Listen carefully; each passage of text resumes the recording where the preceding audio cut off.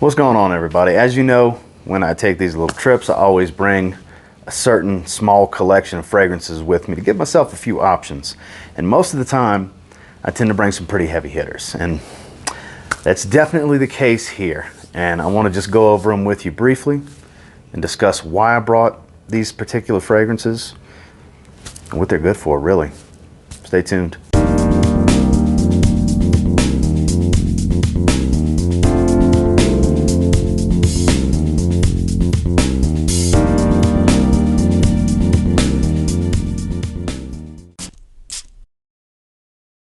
Starting off with what I actually wore today, still on my skin currently, it's from Spirit of Kings.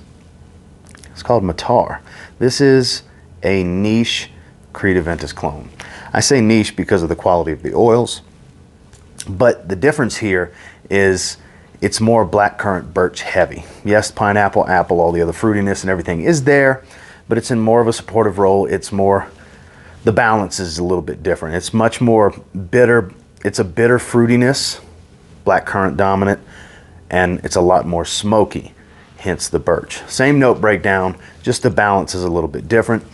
Slightly above average in longevity, not a beast room filler and projection, you know, average, moderate, however you want to look at it. Just regular, pronounced hour, hour and a half, bordering into the 2-hour territory of projection, of decent, well-pronounced projection. Then it starts to sit a lot close to the skin. But this is one I haven't worn in a while. I was just in the mood for it. This is actually, because I like the darker nuances of Aventus more so than the bright fruitiness, this actually does it for me a little bit better than Creed Aventus, the way the balance is shifted. And when I want a fresher version, I tend to go towards bondnumber9.com. So honestly, I'd rather have this and bondnumber9.com for less than the price of a bottle of Aventus, or, you know, gray market price for a bottle of Aventus anyways. I can have both.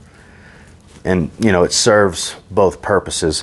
6 to 8 hours, depending on your skin. I get more of that, you know, 7-ish hour range. So somewhere in the middle on skin. I don't spray this one on my clothes because it does wear a little bit heavy. It's a darker fragrance for being an Aventus scent profile.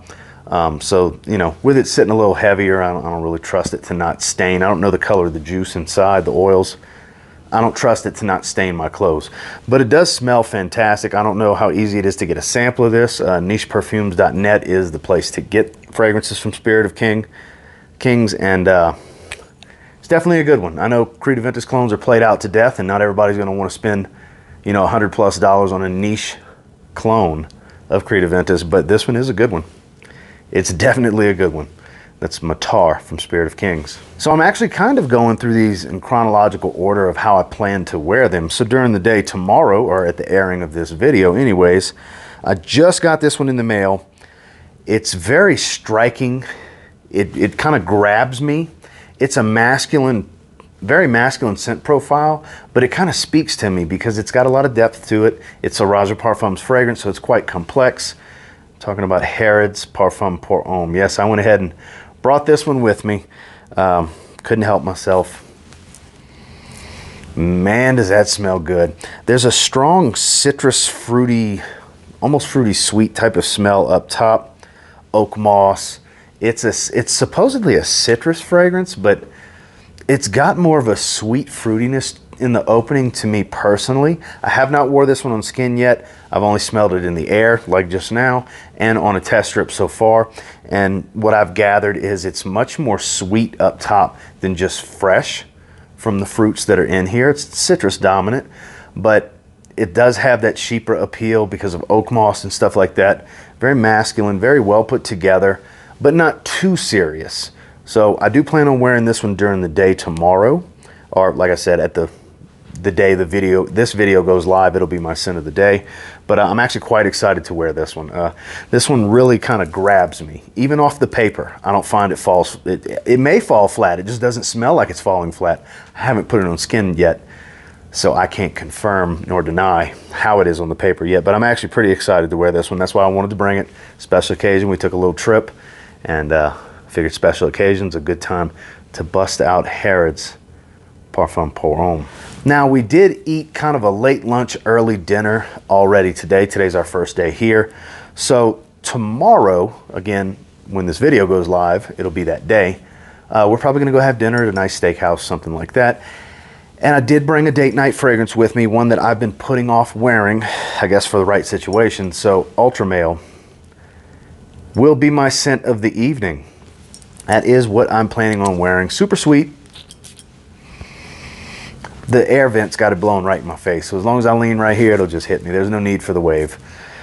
Smells super lovely. Sweet, warm, spicy, a little bit of cinnamon going on. I mean, this is an iconic clubbing evening scent. You know, gotta say clubbing because I don't go to any clubs or anything like that these days. Those days are long behind me, but I do appreciate a good, powerful, sweet scent.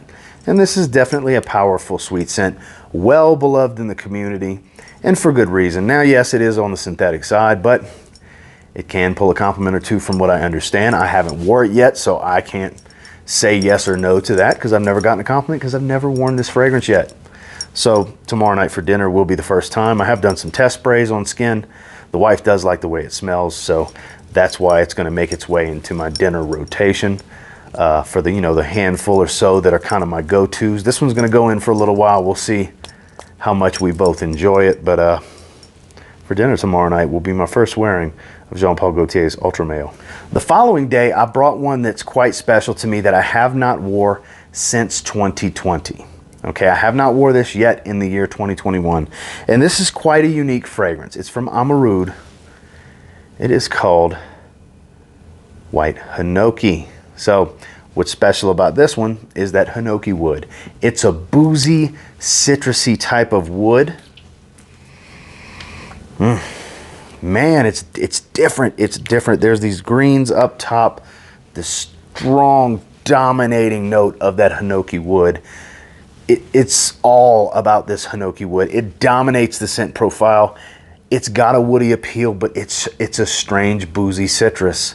Almost like a little bit of a hint of orange in the wood, but it's really, really difficult to describe without you smelling it because I don't have any other fragrances with Hinoki wood. I know this isn't the only fragrance on the market with Hinoki wood, but there aren't that many. And it's very, very, very distinctive. When you smell it, you know right away that's what it is. It's got a lovely boozy nuance without it having a boozy note in it, and it's extremely powerful. This is not one that you need a lot of sprays for. This is a 4 to 5 spray fragrance for me. It's very unisex, not heavily masculine, but not overly feminine either. It's got a little bit of a floral tone here without being dominated by florals, but it is absolutely gorgeous. It's one I have not worn in a while. I'm actually quite excited to wear this one. Like I said in my fall cheapie video 2 days ago, that I'm trying to reach back in my collection a bit more for fall and winter this year with stuff I haven't wore much in the last 6 months to a year. And this is one of the ones that's at the top of the list as far as my niche fragrances of stuff that I really, really enjoy. I just haven't been reaching for because I have so much coming into the collection all the time. But I will be wearing this one this week. It's Amouroud White Hinoki. So you guys know me, I gotta have something for out the shower, because out the shower, just like a cheap, fresh aquatic, and one that's been growing on me more and more, I've been wearing out the shower a lot since I got it, is Perry Ellis Aqua. I went ahead and brought it with me. I figured why not? It's pleasant, it's not sharp, it's easygoing, and it's not too aquatic. It's a little aquatic. It's misleading with the name and the color. You know, you'd think super watery, fresh aquatic. No, the C notes do come in a bit more in the heart of the fragrance, but up top is this fresh, creamy nature is what I get on my skin. It's nothing special in performance. It's like a 3-hour fragrance, but I paid 13 bucks for this 50 ml, and I've actually really been enjoying it out the shower. It's not something I'm gonna reach for during the day for just a casual kickback type of day, unless I need a refresher to just go run an errand up the street real quick. Something like that I'll use it for, but predominantly it's going to be an out the shower scent for me because it fits that situation so well, and it seemed like the perfect fit to bring on this trip. My out the shower scent is going to be Perry Ellis Aqua. And kind of a bonus grab that I put in my bag last minute. It's the next review that I'm currently working on. I just wore this one yesterday. At the recording of this video, I had wore it yesterday. It is Lacoste L 1212 Blanc, Lacoste White, the EDP, Eau de Parfum, that I got recently from Kingdom Fragrances. It's enjoyable. It is. It's got this salty lime grapefruit type of smell going for it. And I don't remember there being any grapefruit, actually. I believe there is lime. I haven't looked at the note breakdown recently, but I've said it before and I'll say it again. The opening kind of reminds me a bit of Coach Blue mixed with the heart of YSL EDT. It's kind of a blend of those with a touch of, I guess, Lacoste white. That might be why I pick up a little bit of this sharp, astringent grapefruit, even though I don't really remember there being grapefruit in the note breakdown on the EDP. It's synthetic, don't get me wrong. This is a synthetic fragrance, but it's enjoyable. It's a very fresh citrus, sharp citrus, aquatic. It's quite nice, it really is. I've been testing it for on and off for about a week now. I just did a full wearing. I'm gonna do a little bit more testing. And I will be doing, this is probably going to be my next full review video, so be on the lookout for that if you're interested in my full thoughts on this fragrance. But so far, I'm not blown away by it, but I do think it's a good fragrance. So it's going to fall somewhere in the middle, maybe a little bit above the middle, maybe a little bit below the middle. Stay tuned for my full thoughts and how I would rate it out of 10 when that video rolls around. But I did bring it just to do a little bit more testing. I might wear this one to the gym in the morning. Is Lacoste White EDP. So that's the fragrances I brought with me on this trip. Until next time, do me a real quick favor, go ahead and like, comment, subscribe. I do appreciate all the feedback. I love hearing from you guys. You guys know I like to, you know, everything's vlogs, basically daily vlog style with me in my fragrant world, basically. These are what I brought for the trip. You know, stuff I have not been wearing, some stuff I have not wore yet. Ultra Male and Harrods, I have not wore those yet. Matar, I haven't wore that in 2021 till now. White Hinoki, I haven't wore that yet this year either. So I wanted to make sure to start giving some of these just awesome fragrances that I have in my collection some time and attention. It's not about them getting the love they deserve. It's about, I don't know if they deserve the love because I haven't wore them, or it's ones that I know deserve the love and I just haven't been showing it to them. So that's why I'm trying to mix it up a bit more. And until next time, I will say, if you get your hands on any of these fragrances, you give them a spray now, you might end up thanking me later. Have a good one, guys.